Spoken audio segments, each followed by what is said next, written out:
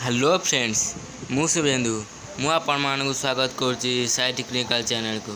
आज आम पढ़ा इतिहास अष्टम श्रेणी इतिहास फास्ट चैप्टर जार ना होची भारत रे कंपानी शासन प्रतिष्ठा। आसंतु पढ़ा। ब्रिटिश शासन प्रतिष्ठा पूर्व भारत राजनैतिक अवस्था। भारत वर्ष राजनैतिक इतिहास परिवर्तन एक गतानुगतिक प्रक्रिया। मध्ययुगीय राजनैतिक दृष्टिपट मोगल साम्राज्य प्रतिष्ठाता भाव में बाबर आविर्भाव होता। यही मोगल साम्राज्य औरंगजेब मृत्यु पर प्राय दीर्घ 150 वर्ष पर्यंत तिष्ठि रही। राजनैतिक विपर्यय मध्य प्रतिष्ठित विशाल साम्राज्य खंड विखंड होगला। अष्टादश शताब्दी प्रथमार्धରେ मोगल साम्राज्य पतन और विभाजन एवं द्वितीयार्धରେ पश्चिमात्य शक्तिमान उत्थान है। एसत भारत आधुनिक जुगर आरंभ है। मोगल सम्राट औरंगजेब समय मराठा सिख और जाठ माने विद्रोह करते। विद्रोह दमन और शांति स्थापन असफल होई औरंगजेब शेष निश्वास त्याग कले। तांकर उत्तराधिकारी माने अत्यंत दुर्बल और अयोग्य थिले। सेमाने अधीर मानक सहायतार शासन परिचालना करथिले। सेमानक दुर्बलतार सुजोग नै अमीर बा सम्राट माने निज निजर स्वार्थ साधना पे लागी पड़थिले। यही अमीर माने दुरानी ईरानी एवं हिंदुस्तानी प्रभृति दल में विभक्त हो मोगल दरबार को दुर्बल करी राजनैतिक फायदा हासिल कले। फल केंद्रीय शासन दुर्बल है। प्रादेशिक शासनकर्ता माने स्वाधीन राज्य गठन करने को आगभर हेले। दक्षिणात्य सुबा निजाम इ मुल्क चेष्टा स्वाधीनता लाभ करता। से मोगल सैन्यबाहिनी उच्च पदवी रही कुली खान उपाधि पाई। मोगल शासकों द्वारा दाक्षिणात्यर गवर्नर रूपे नियुक्ति पाई। पर दक्षिणात्यर निजर कृतित्व विस्तार कले। तांको आचरण असंतुष्ट होई मोगल सम्राट हैदराबाद शासक मुबारिज खान को विख्यात पठाइले। निमाज उल मुकुल मुबारिज खान को हत्या करी अफजजाह उत्पाद ग्रहण करी स्वाधीन भारत दीक्षानित्य शासन कले। तांको मृत्यु पर यूरोपीय कंपानी गुड़िक यही सुबारे राजनीति हस्तक्षेप करथिले। यार सुबा अयोध्या बनारस अलाहाबाद और कानपुर को नहीं गठित होता। सादत खां यार सुबादार थिले। तांको परे संपतजोरगंज अयोध्यार शासक हेले। परवर्ती समय से दिल्ली विजार प्रधानमंत्री होते। तांको परे तांको पुत्र सुजाउद्दौलार अयोध्यार नवाब हेले। एक शक्तिशाली सैन्यबाहिनी गठन करी उत्तर भारत राजनीति से प्रभाव विस्तार करथिले। दिल्लीर उत्तर में लाहौर और मुल्तान मोगल शासनाधीन थिला। मोगल साम्राज्यर आभ्यंतरीण विशृंखलार सुजोग नहीं पारस्यर राजा नादिर शाह 1739 ख्रीष्टाब्द भारत आक्रमण कले। से लाहौर अधिकार करी दिल्ली अभिमुखे अग्रसर हेले। पानीपथ ठारू किछि दूर करनाल ठारे मोगल सेना को तांकु प्रतिरोध कले। नादिर शाह मोगल सेना को परास्त करी पराजित मोगल सम्राट मोहम्मद शाह को नहीं दिल्ली नगर प्रवेश कले। बहु दिन दिल्ली अधीन अधिकार करी सेठारे लुंठन और नरहत्या चलाइले। दिल्ली नगरी एक श्मशान परिणत होगला। अवशेष दिल्ली को लुंठन करी शाहजहां निर्मित मयूर सिंहासन एवं कोहिनूर हीरा हस्ती और अश्वगुड़िक संगरे नहीं पारस्य फेरीगले। राजपूत माने अकबर समय मोगल सम्राट मानक दृढ़ समर्थन दे आसुले। किंतु औरंगजेब संकीर्ण धर्म विद्वेष नीति राजपूत माने मोगल मानकर शत्रु होगले। औरंगजेब मृत्यु पर राजपूत माने मेवाड़ उदयपुर मारवाड़ जोधपुर और अंबर जयपुर नामक स्वाधीन राज्य गठन कले। मारवाड़ राजा अजीत सिंह गुजरात और आजमेर शासनकर्ता हेले। से मध्य अग्रसर शासन दायित्व ग्रहण करते। से दिल्ली जयपुर बनारस मथुरा और उज्जयिनी ज्योतिर्विज्ञान पर्यवेक्षणागार प्रतिष्ठा करते।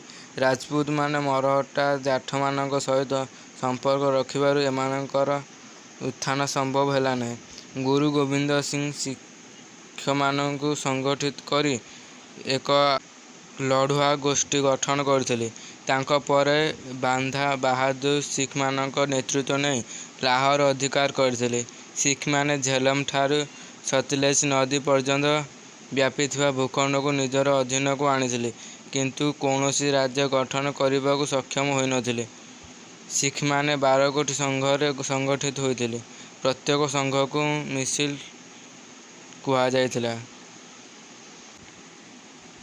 ଆଫଗାନି ରାଜା ମହମ୍ମଦ ଶାହ ଅବ୍ଦାଲି ଏହି ମିସିଲଗୁଡ଼ିକୁ ଧ୍ୱଂସ କରିବାକୁ ଚେଷ୍ଟା କରି ବିଫଳ ହୋଇ ସ୍ୱଦେଶକୁ ପ୍ରତ୍ୟାବର୍ତ୍ତନ କରିଥିଲେ। ଅଷ୍ଟାଦଶ ଶତାବ୍ଦୀର ଶେଷ ଭାଗକୁ ମହାରାଜ ରଣଜିତ ସିଂ ଏହି ମିସିଲଗୁଡ଼ିକୁ ଏକତ୍ରିତ କରି ଏକ ଶକ୍ତିଶାଳୀ ରାଜ୍ୟ ଗଠନ କରିଥିଲେ। ଔରଙ୍ଗଜେବଙ୍କ ସମୟରେ ଶିବାଜୀ ମରହଟ୍ଟା ଶକ୍ତିକୁ ଏକତ୍ରିତ କରି ଏକ ମରହଟ୍ଟା ରାଜ୍ୟ ଗଠନ କରିଥିଲେ। ତାଙ୍କ ପରେ ତାଙ୍କ ପୁତ୍ର ଶମ୍ଭୁଜୀଙ୍କୁ ମୋଗଲମାନେ ହତ୍ୟା କଲେ ଓ ତାଙ୍କ ପୁତ୍ର ଶାହୁଜୀଙ୍କୁ ବନ୍ଦୀ କରି ରଖିଥିଲେ। ଔରଙ୍ଗଜେବଙ୍କ ପରେ ମରହଟ୍ଟାମାନେ ଶକ୍ତିଶାଳୀ ହୋଇ ଶାହୁଜୀଙ୍କୁ କାରାଗାରରୁ ମୁକ୍ତ କଲେ ଏବଂ ଶିବାଜୀଙ୍କ ଦ୍ୱିତୀୟ ପୁତ୍ର ରାଜାରାମଙ୍କୁ ରାଜା କରାଇଲେ। ରାଜାରାମ ଓ ଶାହୁଜୀଙ୍କ ମଧ୍ୟରେ ସିଂହାସନ ପାଇଁ ଗୃହଯୁଦ୍ଧ ହେଲା। ପେଶୱା ବାଲାଜୀ ବିଶ୍ୱନାଥଙ୍କ ସାହାଯ୍ୟରେ ଶାହୁଜୀ ସିଂହାସନ ଅଧିକାର କଲେ। ରାଜାମାନଙ୍କ ମୃତ୍ୟୁ ପରେ ତାଙ୍କ ବିଧବା ପତ୍ନୀ ତାରାବାଈ ନିଜର ନାବାଳକ ପୁତ୍ର ତୃତୀୟ ଶିବାଜୀଙ୍କୁ କୋହ୍ଲାପୁର ସିଂହାସନ ବସାଇ ରାଜପ୍ରତିନିଧି ରୂପେ ଶାସନ ଚଳାଇଲେ। ତାଙ୍କ ନେତୃତ୍ୱରେ ମରହଟ୍ଟା ବାହିନୀ ସାହସ ଓ ଉତ୍ସାହ ସହ ମୋଗଲ ବାହିନୀ ବିରୁଦ୍ଧରେ ଯୁଦ୍ଧ କରିଥିଲେ। ମରହଟ୍ଟା ରାଜ୍ୟ ଅଧିକାର ପାଇଁ ତାରାବାଈ ଓ ଶାହୁଜୀଙ୍କ ମଧ୍ୟରେ ଗୃହଯୁଦ୍ଧ ଲାଗିଥିଲା। ଶାହୁଜୀ ତାଙ୍କ ବିଶ୍ୱସ୍ତ ପେଶୱା ପ୍ରଧାନମନ୍ତ୍ରୀ ବାଲାଜୀ ବିଶ୍ୱନାଥଙ୍କ ସହାୟତାରେ ସିଂହାସନ ଅଧିକାର କଲେ। ଶାହୁଜୀଙ୍କ ନାମକୁ ମାତ୍ର ରାଜା କରାଇ ବାଲାଜୀ ନିଜେ ଶାସନ ଚଳାଇଲେ। ସେହିଦିନଠାରୁ ପେଶୱା ପଦ ପୁରୁଷାନୁକ୍ରମିକ ହେଲା। ବାଲାଜୀଙ୍କ ପରେ ପ୍ରଥମେ ବାଜିରାଓ ମରହଟ୍ଟାମାନଙ୍କର ଶାସନ ହେଲେ। ତାଙ୍କ ପରେ ମରହଟ୍ଟା ଶକ୍ତି ଦୁର୍ବଳ ହୋଇପଡ଼ିଲା। ଆଫଗାନର ରାଜା ମହମ୍ମଦ ଶାହ ଅବ୍ଦାଲି ମରହଟ୍ଟା ରାଜ୍ୟ ଆକ୍ରମଣ କଲେ। ଶେଷରେ 1761 ଖ୍ରୀଷ୍ଟାବ୍ଦରେ ତୃତୀୟ ପାନିପଥ ଯୁଦ୍ଧ ମରହଟ୍ଟାମାନେ ପରାସ୍ତ ହେଲେ। ଫଳରେ ମରହଟ୍ଟା ସାମ୍ରାଜ୍ୟ ଗଠନ ଆଶା କ୍ଷୀଣ ହୋଇଗଲା। ବାଣିଜ୍ୟବାଦ ବ୍ୟବସାୟିକ ସଂଘର୍ଷ ପ୍ରାଚୀନ ଯୁଗରୁ ଭାରତ ସହିତ ୟୁରୋପୀୟ ଦେଶମାନଙ୍କର ବାଣିଜ୍ୟ କାରବାର ସ୍ଥଳପଥ ଓ ଜଳପଥ ମାଧ୍ୟମରେ ଚାଲିଥିଲା। ଆରବୀୟ ବଣିକମାନେ ଭାରତରୁ ଜିନିଷ କିଣିନେଇ ରୋମରେ ବଣିକମାନଙ୍କୁ ବିକ୍ରି କରୁଥିଲେ। ରୋମୀୟ ବଣିକମାନେ ଚଢ଼ା ଦରରେ ପଶ୍ଚିମ ୟୁରୋପୀୟ ସେଗୁଡ଼ିକ ବିକ୍ରି କରୁଥିଲେ। କନଷ୍ଟାଣ୍ଟିନୋପଲ ଦେଇ ୟୁରୋପୀୟ ସହିତ ବାଣିଜ୍ୟ କାରବାର ଚାଲୁଥିଲା। 1453 ଖ୍ରୀଷ୍ଟାବ୍ଦରେ ତୁର୍କୀମାନେ କନଷ୍ଟାଣ୍ଟିନୋପଲ ଅଧିକାର କଲା ପରେ ଭାରତ ଓ ୟୁରୋପୀୟ ମଧ୍ୟରେ ବାଣିଜ୍ୟ କାରବାର ବାଧାପ୍ରାପ୍ତ ହେଲା। ତେଣୁ ସେମାନେ ଭାରତ ସହିତ ସିଧାସଳଖ ବାଣିଜ୍ୟ କରିବା ପାଇଁ ଚେଷ୍ଟା ଚଳାଇଲେ। ପର୍ତ୍ତୁଗୀଜମାନେ ପ୍ରଥମେ ଭାରତକୁ ଆସି ୟୁରୋପୀୟମାନଙ୍କ ସହିତ ଉଦ୍ଦେଶ୍ୟ ସଫଳ କରିଥିଲେ।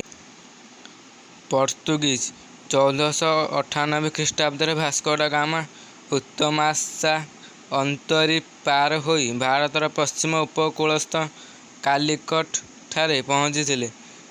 ଜାମୋରିନ ଉତ୍ପାଧିରାରୀ ଜଣେ ହିନ୍ଦୁ ରାଜା ଏହି ଅଞ୍ଚଳର ଶାସକ ଥିଲେ।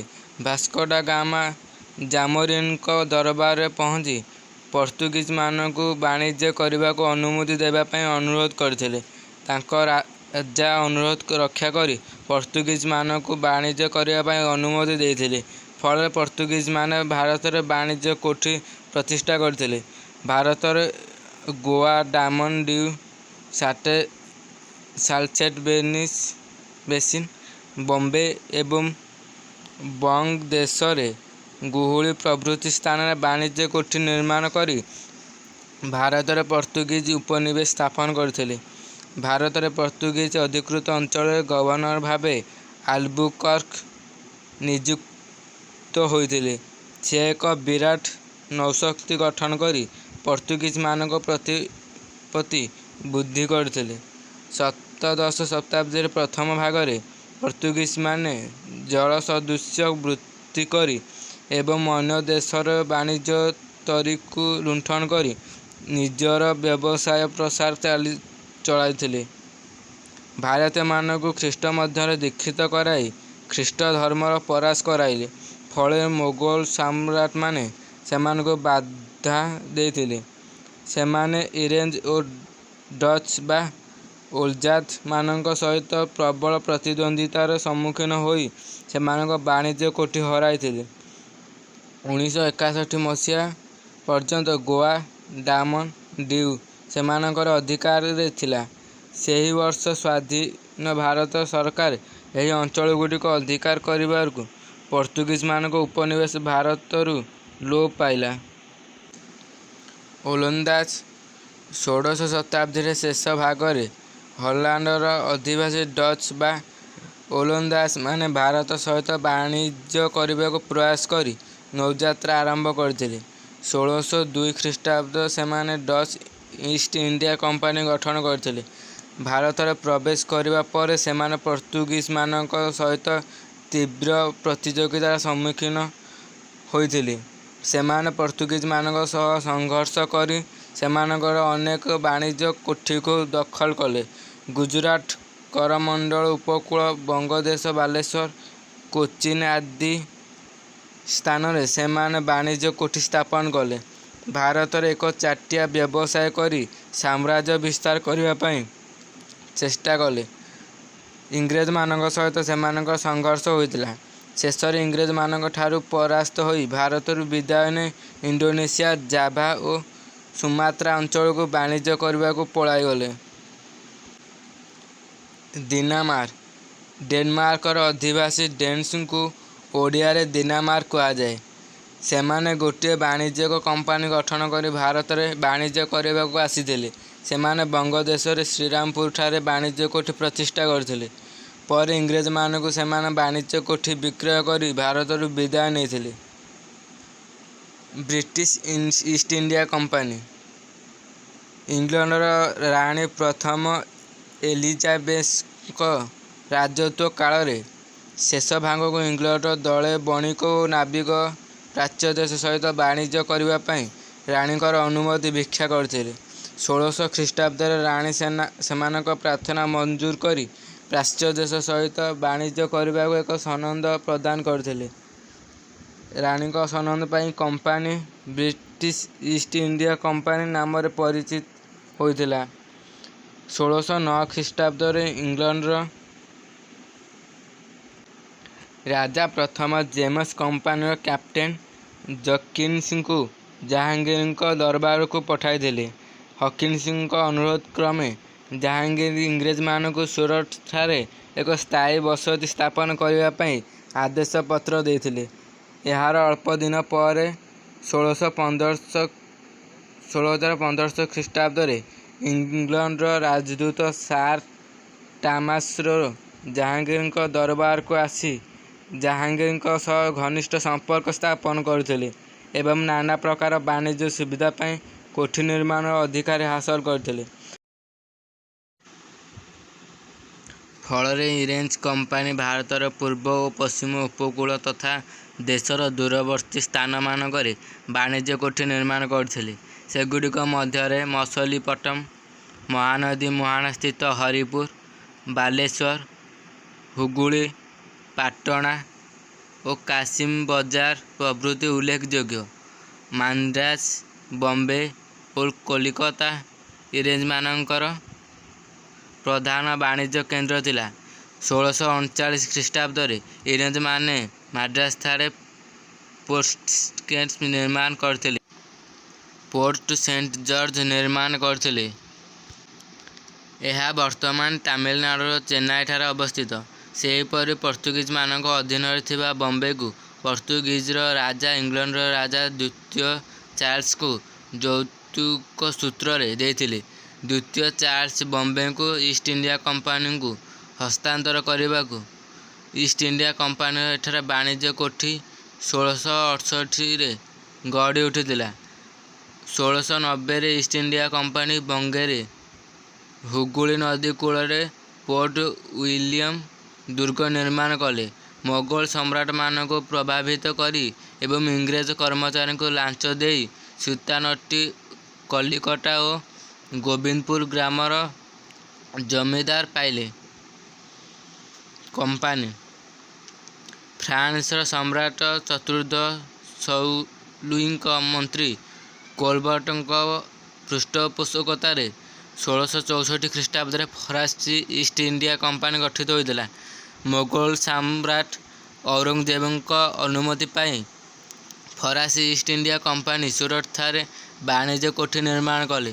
ପରେ କମ୍ପାନୀ ମଛଲିପଟନ, ପଣ୍ଡିଚେରୀ ଓ ବଙ୍ଗଳାର ଚନ୍ଦନନଗରଠାରେ ବାଣିଜ୍ୟ କୋଠି ନିର୍ମାଣ କଲେ। ଫ୍ରାଙ୍କୋଇସ୍ ମାର୍ଟିନ ନାମକ ଫରାସୀ ବ୍ୟକ୍ତି ବିଜାପୁର ରାଜାମାନଙ୍କ ଠାରୁ ପୁଦୁଚେରୀ ହାସଲ କରି ସେଠାରେ ୟୁରୋପୀୟ ସୈନ୍ୟ ଏବଂ 500 ଭାରତୀୟଙ୍କୁ ପାଶ୍ଚାତ୍ୟ ଯୁଦ୍ଧନୀତିରେ ଶିକ୍ଷା ଦେଲେ। ପଣ୍ଡିଚେରୀ ଫରାସୀମାନଙ୍କ ସାମରିକ ଶିବିର ରୂପେ ବ୍ୟବହୃତ ହେଲା। ପରେ ଫ୍ରାନ୍ସର ବିଚକ୍ଷଣ ରାଜନୈତିଜ୍ଞ ଡ୍ୟୁପ୍ଲେ ଚନ୍ଦନନଗର ଶାସନକର୍ତ୍ତା ରୂପେ ନିଯୁକ୍ତ ହେଲେ। ସେ ଅନୁଭବ କଲେ ଯେ ଇଂରେଜମାନଙ୍କୁ ପ୍ରତିହତ କରି ପାରିଲେ ଭାରତରେ ସାମ୍ରାଜ୍ୟ ଗଠନ କରିବା ସମ୍ଭବ ହେବ। ଫଳରେ ଇଂରେଜ ଓ ଫରାସୀମାନଙ୍କ ମଧ୍ୟରେ ରାଜନୈତିକ ସଂଘର୍ଷ ଆରମ୍ଭ ହୋଇଥିଲା। ବଣିକ ଗୋଷ୍ଠୀ ସଂଘର୍ଷ ଭାରତରେ ବାଣିଜ୍ୟ କରିବା ଓ ରାଜ୍ୟ ବିସ୍ତାର କରିବା ପାଇଁ ଇଂରେଜ ଓ ଫରାସୀମାନଙ୍କ ମଧ୍ୟରେ ସଂଘର୍ଷର ସୂତ୍ରପାତ ହୋଇଥିଲା। ସେହି ସଂଘର୍ଷ କର୍ଣ୍ଣାଟକ ରାଜ୍ୟରୁ ଆରମ୍ଭ ହୋଇଥିଲା। ତାମିଲନାଡୁ ରାଜ୍ୟରେ ଇଂରେଜମାନଙ୍କ ବାଣିଜ୍ୟ ଦୁର୍ଗ ମାଡ୍ରାସ ଓ ଫରାସୀମାନଙ୍କ ଦୁର୍ଗ ପଣ୍ଡିଚେରୀରେ ଅବସ୍ଥିତ ଥିଲା। ଦାକ୍ଷିଣାତ୍ୟରେ ନିଜର ପ୍ରଭାବ ବିସ୍ତାର କରିବା ପାଇଁ ଉଭୟ ଚେଷ୍ଟିତ ହେଲେ ଓ ଯୁଦ୍ଧ କ୍ଷେତ୍ରରେ ଅବତୀର୍ଣ୍ଣ ହେଲେ। ପ୍ରଥମ କର୍ଣ୍ଣାଟ ସମର ଅଷ୍ଟ୍ରିଆର ଉତ୍ତରାଧିକାର ସଂକ୍ରାନ୍ତ ଯୁଦ୍ଧ ୟୁରୋପରେ ସଂଗଠିତ ହୋଇଥିଲା। ଉକ୍ତ ଯୁଦ୍ଧରେ ଇଂରେଜ ଓ ଫରାସୀ ଦୁଇ ବିପରୀତ ପକ୍ଷ ଭାବେ ଯୁଦ୍ଧରେ ଅବତୀର୍ଣ୍ଣ ହୋଇଥିଲେ। ତାହାର ପ୍ରଭାବ ଭାରତରେ ପ୍ରତିଫଳିତ ହୋଇଥିଲା। ଇଂରେଜମାନଙ୍କ ପ୍ରଥମେ ଫରାସୀମାନଙ୍କ ଦୁର୍ଗ ପଣ୍ଡିଚେରୀ ଆକ୍ରମଣ କଲେ। ଫରାସୀ ସେନାବାହିନୀକୁ ଡ୍ୟୁପ୍ଲେ ପରିଚାଳନା କରି ସେ ଇଂରେଜମାନଙ୍କର ହଟାଇ ଦେଲେ। ଠିକ୍ ସେହି ସମୟରେ ୟୁରୋପୀୟ ଚେନ୍ନାଇ ଇଂରେଜ ଓ ଫରାସୀମାନଙ୍କ ମଧ୍ୟରେ ଶାନ୍ତି ଚୁକ୍ତି ହୋଇଥିଲା। ସେହି ଚୁକ୍ତି ଅନୁଯାୟୀ ଭାରତରେ ଫରାସୀ ଇଂରେଜମାନେ ଯୁଦ୍ଧ ବନ୍ଦ ହେଲା। ଡ୍ୟୁପ୍ଲେ ବାଧ୍ୟ ହୋଇ ଇଂରେଜମାନଙ୍କର ମାଡ୍ରାସ ଫେରାଇ ଦେଲେ। ଦ୍ୱିତୀୟ କର୍ଣ୍ଣାଟ ସମର ଯୁଦ୍ଧ ଶାନ୍ତି ଚୁକ୍ତି ଅନୁଯାୟୀ ଭାରତରେ ଇଂରେଜ ଓ ଫରାସୀମାନଙ୍କ ମଧ୍ୟରେ ଶତ୍ରୁତାର ଅବସାନ ହୋଇଥିଲା। ଯୁଦ୍ଧ ହାଇଦ୍ରାବାଦ ଏବଂ କର୍ଣ୍ଣାଟକର ନବାବ ପଦ ପାଇଁ ସେମାନେ ପୁଣି ସଂଘର୍ଷରେ ଅବତୀର୍ଣ୍ଣ ହୋଇଥିଲେ। କର୍ଣ୍ଣାଟକର ନବାବ ପଦ ପାଇଁ ଇଂରେଜମାନେ ଅନୱାରଙ୍କୁ ସମର୍ଥନ କରୁଥିବା ବେଳେ ଫରାସୀମାନେ ଚନ୍ଦା ସାହେବଙ୍କୁ ସମର୍ଥନ କରୁଥିଲେ। ଫଳରେ ଯୁଦ୍ଧ ଆରମ୍ଭ ହେଲା। ଯୁଦ୍ଧରେ ଅନୱାର ଉଦ୍ଦିନ ପରାସ୍ତ ଓ ନିହତ ହେଲେ। ଚାନ୍ଦା ସାହେବ କର୍ଣ୍ଣାଟକର ନବାବ ହେଲେ। ଏଣେ ହାଇଦ୍ରାବାଦ ସିଂହାସନ ପାଇଁ ନିଜାମଙ୍କ ପୁତ୍ର ନାସିର ଜଙ୍ଗ ଓ ନାତି ମୁଜାଫର ଜଙ୍ଗ ମଧ୍ୟରେ କନ୍ଦଳ ଲାଗିଥିଲା। ଇଂରେଜମାନେ ନାସିର ଜଙ୍ଗଙ୍କୁ ଓ ଫରାସୀମାନେ ମୁଜାଫର ଜଙ୍ଗଙ୍କୁ ସମର୍ଥନ କରି ଯୁଦ୍ଧରେ ଅବତୀର୍ଣ୍ଣ ହେଲେ। ଫରାସୀ ଗଭର୍ଣ୍ଣର ଡ୍ୟୁପ୍ଲେଙ୍କ ଷଡ଼ଯନ୍ତ୍ରରେ ନାସିର ଜଙ୍ଗ ପରାସ୍ତ ଓ ନିହତ ହେଲେ। ମୁଜାଫର ଜଙ୍ଗ ହାଇଦ୍ରାବାଦର ନିଜାମ ହେଲେ। ଫଳରେ ଭାରତରେ ଫରାସୀ ଶକ୍ତି ବୃଦ୍ଧି ପାଇଲା, ଇଂରେଜମାନଙ୍କ ଶକ୍ତି ଲୋପ ପାଇଲା। ଏହି ସମୟରେ ଇଂରେଜଙ୍କର ଚତୁର ଚିତ୍କ୍ଷଣଙ୍କ ଯୁବକ କ୍ଲାଇଭ ଇଂରେଜ ସେନାବାହିନୀର ପରିଚାଳନା ଦାୟିତ୍ୱ ବହନ କଲେ। କ୍ଲାଇଭଙ୍କ ପରିଚାଳନାରେ ଇଂରେଜ ସେନାବାହିନୀ କର୍ଣ୍ଣାଟକର ରାଜଧାନୀ ଆକଟ ଅଧିକାର କଲେ। ଅନୱାର ଉଦ୍ଦିନ ପୁତ୍ର ମହମ୍ମଦ ଅଲିଙ୍କୁ କର୍ଣ୍ଣାଟକର ନବାବ କରାଇଲେ। କ୍ଲାଇଭଙ୍କ ନେତୃତ୍ୱରେ ଇଂରେଜମାନଙ୍କ ପ୍ରଭାବ ବୃଦ୍ଧି ହେଲା। ଏହି ସମୟରେ ଫ୍ରାନ୍ସର ସରକାର ଡ୍ୟୁପ୍ଲେଙ୍କୁ ଫ୍ରାନ୍ସକୁ ଫେରାଇ ନେଲେ। ଡ୍ୟୁପ୍ଲେ ଭାରତକୁ ବିଦାୟ ନେଲା ପରେ ଫରାସୀମାନଙ୍କ କ୍ଷମତା ଲୋପ ପାଇଲା। ପାର୍ଟ 1 ଆମେ ହେତିକି ପଢ଼ିବା। ଆମେ ପାର୍ଟ 2ରେ ଆମେ ପଢ଼ିବା ତୃତୀୟ କର୍ଣ୍ଣାଟ ସମର, ପଲାସୀ ଯୁଦ୍ଧ, ମିର୍ଜାଫର, ମୀର କାସିମ, ବକ୍ସର ଯୁଦ୍ଧ, ଦ୍ୱୈତ ଶାସନ, प्रथम मैसूर समर, द्वितीय मैसूर समर, तृतीय मैसूर युद्ध, चतुर्थ मैसूर युद्ध, सामंत संधि प्रथा, राजस्व लोपनीति, शासन व्यवस्था, नियामक आईन, पीड़ित भारत शासन आईन। पार्ट 3 रे आमे प्रश्न उत्तर करवा। यदि वीडियोटी भल लगा तो लाइक करंतु, शेयर करंतु, कमेंट बॉक्स रे कमेंट करंतु, आम चैनल को सब्सक्राइब करंतु। पुन देखा नेक्स्ट वीडियो रे। Bye bye, take care.